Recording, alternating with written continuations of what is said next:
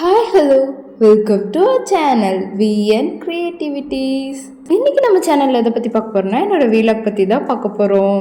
Summer வெக்கேஷனுக்கு ஊருக்கு போனேன்னா 2 மாதம் கழித்து திருப்பி வந்துட்டு வீட்டுக்கு வந்தாச்சுங்க.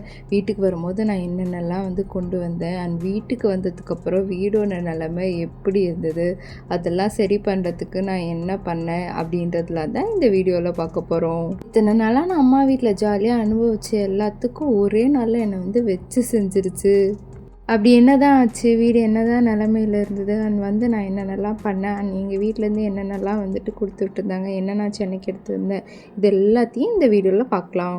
சரி வாங்க வீடியோக்குள்ளே போய் பார்க்கலாம். அதுக்கு முன்னாடி இப்போ தான் நீங்கள் நம்ம சேனலில் ஃபர்ஸ்ட் டைம் பார்க்குறீங்கன்னா மறக்காமல் சப்ஸ்கிரைப் பண்ணிடுங்க.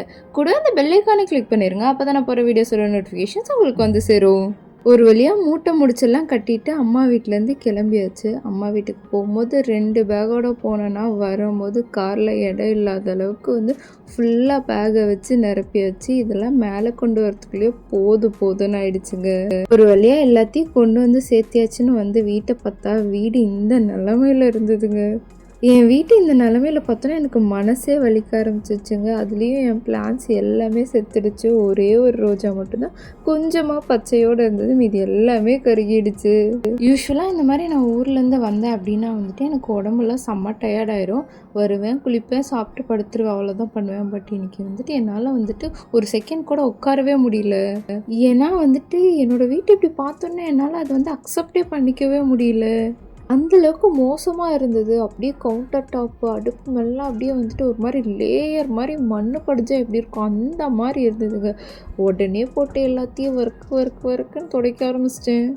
இது ஒரு தடவை துடைச்சோன்னெல்லாம் போகவே இல்லைங்க. 2-3 தடவை நல்லா தேய்ச்சி துடைச்சாதான் போச்சு. எல்லாத்தையும் நீட்டாக தொடச்சி வீடு ஃபுல்லாக கூட்டி மாஃப் போட்டு அதுக்கப்புறமா எனக்கு என் கிச்சனை பார்த்தோம்னா கொஞ்சம் நிம்மதியாக இருந்தது. எவ்வளோ சூப்பராக இருந்த கிச்சன், ஐயோ ஒரு 2 மாதம் விட்டுட்டு போனதில் இப்படி படுமோசமாக ஆயிடுச்சு அப்படின்ட்டு உட்காந்து மாங்கமான்னு தொடச்சிட்டேன். அது மட்டும் இல்லாமல் வீட்டில் இருக்க எல்லா ஃபர்னிச்சரு, டேபிள், சேர் எல்லாத்தையுமே நான் ஃபுல்லாக கம்ப்ளீட்டாக தொடச்சிட்டேங்க. பெட்டு கிட்டு எல்லாமே தொடச்சி பெட் ஸ்ப்ரெட்டு, பெட்ஷீட் எல்லாமே மாற்றியாச்சு. ஈவன் மேட்டெல்லாம் கூடவே நாங்கள் மாற்றிட்டோம். இப்போதைக்கு எல்லாத்தையும் மாற்றிடலாம், அப்புறம் துவச்சிக்கலான்ட்டு இதை மாற்றிட்டு அதை எடுத்து வச்சாச்சு. நைட்டு 11 மணி வரையில் உட்காந்து இது எல்லா வேலையும் முடிச்சுட்டு குளிச்சுட்டு ஒரு 11:15 தாங்க நான் சாப்பிட்டேனே. நல்ல வேளை நாங்கள் சாட்டர்டேவே கிளம்பி வந்துட்டோம். எங்களுக்கு சண்டே ஒரு நாள் இருந்தது. நாங்கள் சண்டே மட்டும் கிளம்பி வந்திருந்தோம். அடுத்த நாள் பாப்பா ஸ்கூலுக்கு அனுப்புறதுக்குள்ளே எங்களுக்கு போதும் நான் இருந்திருக்கோம். பாப்பாவையும் அவரையும் போய் தூங்க வச்சுட்டு வந்த பொருளில் கெட்டு போகிற மாதிரி இருக்க ஐட்டம்ஸை மட்டும் உள்ளே வச்சிடலாம் அப்படின்ட்டு எடுத்து வைக்க ஆரம்பிச்சிட்டேன். காய்கறி பேகு, தக்காளி, வெங்காயம், லெமனு, அதுக்கப்புறம் பச்சை மிளகா, அதுக்கப்புறம் புளியோதரை தொக்கு இருக்குல்ல. நான் போனோன்னா சமைக்க கஷ்டப்படுவேன்னு தெரிஞ்சுட்டு எங்கள் அம்மா புளியோதரை தொக்கு இதெல்லாமே செஞ்சு கொடுத்துட்டாங்க. இங்கே 1 மாதம் நல்லா தூங்கி இருந்துட்டு போயிட்டு அங்கே போய் சமைக்க கஷ்டப்படுவான்னு இதெல்லாமே எங்கள் அம்மா செஞ்சு கொடுத்துட்டாங்க. அதுக்கப்புறம் அவரைக்காய், பீக்கங்காய், முட்டைக்கோசு, இஞ்சி, பூண்டுன்னு எல்லாத்தையுமே கொடுத்து விட்டுட்டாங்கங்க. நாங்கள் இங்கே ஒரு 2 வாரத்துக்கு எதுவுமே வாங்க தேவையில்ல, அந்தளவுக்கு கொடுத்து விட்டுட்டாங்க.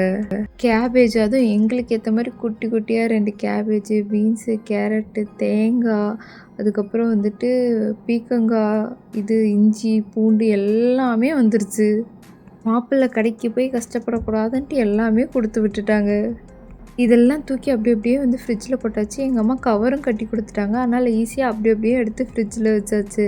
அதுக்கப்புறம் இதில் என்ன இருக்குதுன்னு பார்த்தீங்கன்னா வேர்க்கடலை. இதை எங்கள் ஹஸ்பண்ட் காட்டில் போட்டிருந்தாங்க, அதனால் நாங்கள் எடுத்துகிட்டு வந்திருந்தோம். எல்லாத்தையும் தொடச்சி கையே ஒரு மாதிரி வெள்ளை கலரில் மாறிடுச்சுங்க. இந்த பேக்கில் என்ன இருக்குதுன்னு பார்த்தீங்கன்னா அம்மா வீட்டிலேருந்து கொடுத்து விட்ட வாழைப்பழம், மாங்காய், அதுக்கப்புறம் நாவல் பழம். இதெல்லாம் என் தம்பியோட வளகாப்புக்கு வச்சது. நாவல் பழம் மட்டும் நாங்கள் கடையில் வாங்கினோம், இதெல்லாம் என் தம்பியோட வளகாப்புக்கு வச்சது. அதை கொடுத்து விட்டுருந்தாங்க. அதுக்கப்புறம் பார்த்திங்கன்னா சின்ன வெங்காயம், அதுக்கப்புறம் சர்க்கரை, இந்த மாதிரி நிறையா கொடுத்து விட்டுருந்தாங்க. காய்கறி மட்டும் இல்லைங்க, ஒரு வாரத்துக்கு எனக்கு மளிகை செலவும் தேவையில்லை. அப்புறம் இந்த வாழைப்பழம், இந்த மாங்காய் இதெல்லாம் ஹஸ்பண்டோட தோட்டத்தில் மரத்துலேருந்து பறிச்சது. நான் ஊர்லேருந்து காமிச்சலில் மரம், அந்த மரத்தில் இருந்து நிறையா மாங்காய் பறிச்சிட்டு வந்தோம். இந்த மாங்காயெல்லாம் நாங்களே சாப்பிட போகிறதில்ல, இங்கே எங்களோட நெய்பர்ஸ் அப்புறம் ஃப்ரெண்ட்ஸ் எல்லாத்துக்குமே நாங்கள் கொடுப்போம். இங்கே நாங்கள் எல்லாருமே அப்படி தான். நாங்கள் எது ஊர்லேருந்து எடுத்துகிட்டு வந்தாலும் நாங்கள் எல்லாருமே ஷேர் பண்ணிப்போம். அதே போல் அவங்களும் ஊருக்கு போனால் பலாப்பழம் இந்த மாதிரி லெமன் இந்த மாதிரிலாம் கொண்டு வந்து எங்களுக்கும் கொடுப்பாங்க. இந்த பேக்கில் என்ன இருக்குதுன்னு பார்த்திங்கன்னா வந்து ஃபுல்லாக ஸ்நாக்ஸ் தான். ஒரு இதில் வந்துட்டு A to Bயில் வாங்கின காஜு கட்லி, அதுக்கப்புறம் வந்துட்டு சிப்ஸு, நேந்திர சிப்ஸு, உருளைக்கிழங்கு சிப்ஸு இது எல்லாமே இருந்தது. இந்த பாக்ஸில் பார்த்திங்கன்னா வந்துட்டு என் தம்பியோட வளகாப்பில் செஞ்ச ஸ்வீட்டு. இது வந்து அந்த முந்திரி கேக்குன்னு சொல்லுவாங்கள்ல அது. இது வந்து பார்த்திங்கன்னா வந்துட்டு நேந்திர சிப்ஸு. இது வந்து நல்லா தான் இருந்தது. நிறைய திங்ஸ் மேலே வச்சு அழுத்தவும் அந்த பேக்கெட் உடஞ்சி எல்லாம் கொட்ட ஆரம்பிச்சிருச்சு. அதுக்கப்புறம் வந்து இது பொட்டேட்டோ சிப்ஸ். இது பொட்டேட்டோலேயே வந்துட்டு அந்த லேஸ் மாதிரி இருக்குல்ல அந்த சிப்ஸ். அதுக்கப்புறம் வந்துட்டு நாங்கள் போகிற வழியில் சாப்பிட்றதுக்காக எங்கள் அம்மா இந்த டிஃபன் பாக்ஸில் இதை போட்டு கொடுத்தாங்க. ஜிலேபி அண்ட் வந்து லட்டு. இதுவுமே எங்கள் தம்பி வளகாப்பில் வந்து வச்சது தான். சரி நாங்கள் போகிற வழியில் சாப்பிட்டோன்னு கொஞ்சமாக வந்து கொடுத்து விட்டாங்க. நாங்கள் சாப்பிடவே இல்லை. அதுக்கப்புறம் என்ன இருக்குதுன்னு பார்த்திங்கன்னா வந்துட்டு இந்த சில்லி சிப்ஸ் இருக்கு இல்லையா, அது வந்து கொடுத்து விட்டுருந்தாங்க. நாங்கள் ஸ்நாக்ஸுமே வந்துட்டு 1 மாதத்துக்கு வாங்க தேவையில்ல போல் அவ்வளோ கொடுத்து விட்டுருக்காங்க. அதுக்கப்புறம் வந்துட்டு இந்த முறுக்கு கொடுத்து விட்டுருந்தாங்க. இந்த முறுக்கு வந்து எங்கள் ஊர் சைடு ஃபேமஸாக இருக்குது. இங்கே சென்னை அவுட்டர்லாம் நான் எங்கேயுமே இந்த மாதிரி முறுக்கு பார்த்ததில்ல. நீங்கள் யாராவது பார்த்துருந்தீங்கன்னா எனக்கு கமெண்ட்டில் சொல்லுங்கள். அண்ட் உங்களுக்கு இந்த முறுக்கு பற்றி தெரியுமான்னும் கமெண்ட்டில் சொல்லுங்கள். அதுக்கப்புறம் வந்து சர்க்கரை, அதுக்கப்புறம் என் பொண்ணுக்கு வந்துட்டு இந்த வாட்டர் பாட்டில் வந்து வாங்கி கொடுத்துருந்தாங்க. அவள் ஸ்கூலுக்கு போவாள், ஸ்கூலுக்கு ஃபஸ்ட்டே எடுத்துகிட்டு போகணும் அப்படின்ட்டு வாட்டர் பாட்டிலும் இந்த ஸ்நாக்ஸ் பாக்ஸும் வந்து வாங்கி கொடுத்து விட்டுருந்தாங்க. இல்லை இது அவங்க சூப்பர் மார்க்கெட் போகும்போது எனக்கு இது வேணும்னு அடம் பண்ணி வாங்கிக்கிச்சு. நான் சின்ன வயசாக இருக்கும்போது எதுக்காவது அடம் பண்ணால் மண்டையிலே தட்டி இப்படிலாம் அடம் பண்ணக்கூடாது அப்படின்னு சொல்லி தீட்டி விட்டுருவாங்க. இப்போ என்னன்னா இது வாயை திறந்து கேட்டாலே உடனே வாங்கி கொடுத்துட்றாங்க. இதை அடம் பண்ணால் அதட்டாமல் உடனே வாங்கி கொடுத்துட்றாங்கங்க. நாம் அடம் பண்ணக்கூடாது தப்புன்னு சொல்ல வாயை திறக்கிறதுக்குள்ள அவங்க வாங்கி கையில் கொடுத்துட்றாங்க. நான் இவளுக்கு வந்துட்டு ஹெல்த்தியாக இருக்கட்டும் அப்படின்னு சொல்லிட்டு இந்த மாதிரி ஸ்டீலில் வந்து ஸ்நாக்ஸ் பாக்ஸ் வாங்கி வச்சுருந்தேன். இதில் வந்து அவள் எடுத்துகிட்டு போட்டோம் அப்படின்ட்டு. பட் மேடம் வந்துட்டு அவங்க பாட்டி வாங்கி கொடுத்தது தான் எடுத்துகிட்டு போவான்ட்டாங்க. அதே போல் வாட்டர் பாட்டிலும் நான் அவளுக்கு ஸ்டீலில் இந்த மாதிரி வாங்கி வச்சுருந்தேங்க. ஆனால் அவள் இதெல்லாம் எடுத்துகிட்டு போக மாட்டேன், எனக்கு வந்து அம்மா வாங்கி கொடுத்தது தான் எடுத்துகிட்டு போவான்ட்டா. இதெல்லாம் எடுத்து வச்சுட்டு படுக்கவே மணி வந்து 12:30க்கு மேலே ஆயிடுச்சுங்க. காலையில் நல்லா விடிஞ்சு தான் நான் எழுந்திரிச்சேன். சொன்னால் ஹஸ்பண்டும் நானும் சேர்ந்து வந்து சமைச்சு வந்து சாப்பிட்டாச்சு.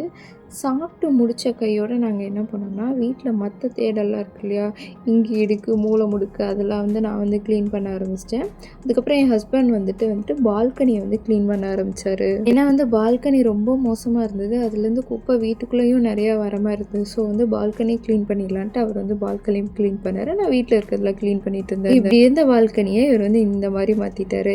என்ன இந்த மாதிரி கிளாத் கட்டியிருக்கேன் அப்படின்னு பார்த்தீங்கன்னா, நான் வந்துட்டு ஊருக்கு போகும்போது வெயில் கம்மியாக பண்ணுங்கிறதுக்காக இந்த மாதிரி பண்ணிட்டு பண்ணேன். ஆனால் எல்லாமே வேஸ்ட் ஆகி தான் ஆயிடுச்சு. எல்லா செடியும் கருகிடுச்சு. இந்த இலையே இல்லாமல் 4 குச்சி மட்டும் நிற்கிதுல, அந்த ஒரு ரோஜா செடி மட்டும்தான் வந்துட்டு உயிரோடு இருந்தது, மீதி எல்லாமே இறந்துருச்சு.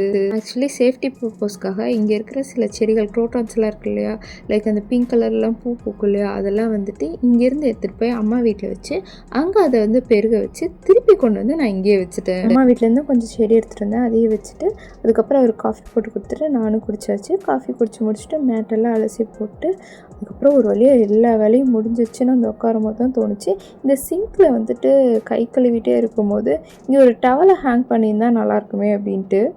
இந்த வீட்டில் வந்துட்டு டவல் ஹேங்கர் இல்லை, அதனால் இந்த மாதிரி ஒரு ஹூக்கை வச்சு அதில் வந்து பேங்கில் மாட்டிட்டு டவலை தொங்க விட்டுட்டோங்க.